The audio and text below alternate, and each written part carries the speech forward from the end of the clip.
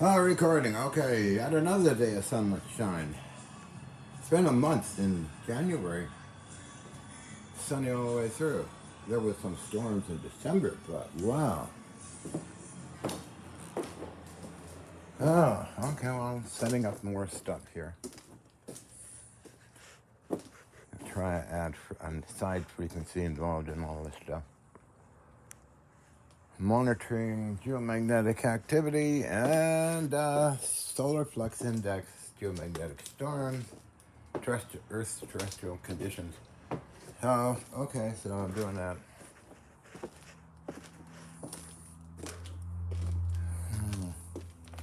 Okay, so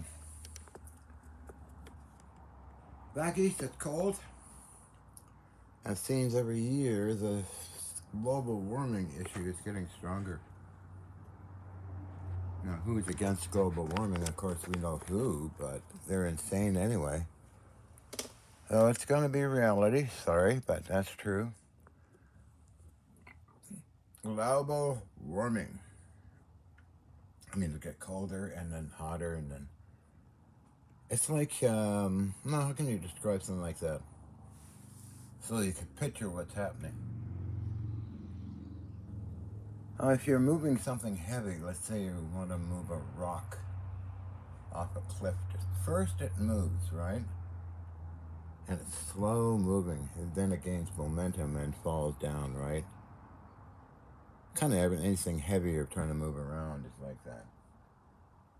Or you take one of those and tip it off. It's very slow in the beginning, you move it, and it's on an angle, and then boom. So I think global warming is like that. It's going to be pretty fierce.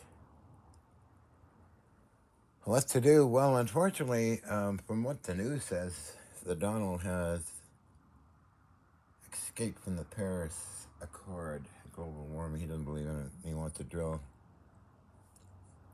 And he makes up excuses to plant trees. Plant trees. Or does he even say that? He could make a heaven. I don't think so. He's just crazy. But tree planting is a great idea. I mean, so many just deforestations with wood. You can see it on Google Maps. If you look at the down in Oregon, California, you see big swaths of cleaned out trees. So we'll see what happens. But anyway, the monitoring conditions here, which is quite interesting in itself. I record it. All kinds of different things I can record with, even a geomagnetic field activity. I record that. Solar terrestrial conditions. And all of that stuff I can monitor. I'm not going to give out specs and all that, so I'm not into that. See, my realm is I just do it, right? I don't keep notes. Nah. I just do it. See it in my head and do it, right? I don't go into long speeches about the topic, but Uncle Bob Greener, is holding something on lithium, the future. And I sent him a link to a video I did a while ago on dilithium, Haroldine Lithium Laboratories, William Warren, Fort Worth, Texas. Okay? Ted Usher, New Westminster Police Department, because it's a sensitive topic, right? Gene Manning was with me at the time of the interview and is a witness to the interview. And other people played with these tiny crystals. They were maybe, half a cubic inch each one. They change color. They communicate between one another. There's piles of literature on them, which are in my files somewhere. And it was Peter Williams of CNN and Nicole Whitney actually filmed them. And Nicole Whitney ended up with the two crystals. People were after them for some reason, and I get phone calls. This person want to come out. The only other witness I have is Yin, but Emily. Who else? There was Marianne Miller. There was many others, who I gave them to, and they tested it. and weird things would happen. I saw the weird things. There was a gentleman involved. There was a guy that came out and wanted them. I forget his name. Jason, I think his name was. So I think they're in part maybe a national security issue, since I was called in by New Westminster Police Constable Ted Usher, who interviewed me and said there was something about a package at Montauk, and New York Police Department took a water cannon to it, or some weird and wonderful stuff. I still have his card, and also probably some written information, which is in my piles of papers, which will be uploaded someday, I hope. Anyway, on and upward, I must go here and work on some interesting things. Oh, let's see, I'm waiting on getting a couple of what I call green radios. One's a transmitter, one's a power supply, and it's be handy to use in this whole system here.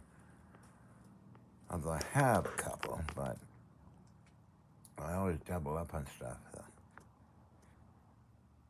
Anyway, that's my little speech for today, and I'm going to get back to work and bolting down a motor to drive a mini lathe, and then I'm thinking about a variometer system I could build. Inside that, I got the two end pieces too. I'm going to clean out the wiring inside. Just a thought racing through my mind, you know, I get these weird creative ideas. To check eBay for this guy. If any of them are around anymore. But there is some good eBay stores, but the prices are way too high and totally ridiculous. So, and there's others that have it in mint condition just for a very low price. It's incredible. They're hard to find, but it takes a long time on eBay searching, different cross searches and everything. So, anyway. Back to work. I'll put the link into my video I did a couple of years ago on dilithium crystals. I'm trying to remember anybody else. It's a Mansfield weapon. Was made with this dilithium stuff, I'm told, in a letter. There's all kinds of weird stuff in the documents, unfortunately, in my container. Huge amount of documentation. Which luckily Matthew's gonna find it all and upload it. Thanks to Matthew, so much has been done so far with his videos, and which is very important. I think for me, but also for others that are the young generation out there, not the long-bearded know-it-alls, but the young generation. I support them fully. The young generation.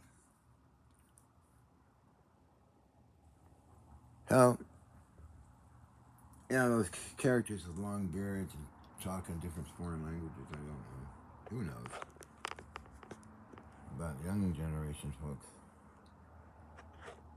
might be inspired to build stuff, I hope, like they used to do a long time ago with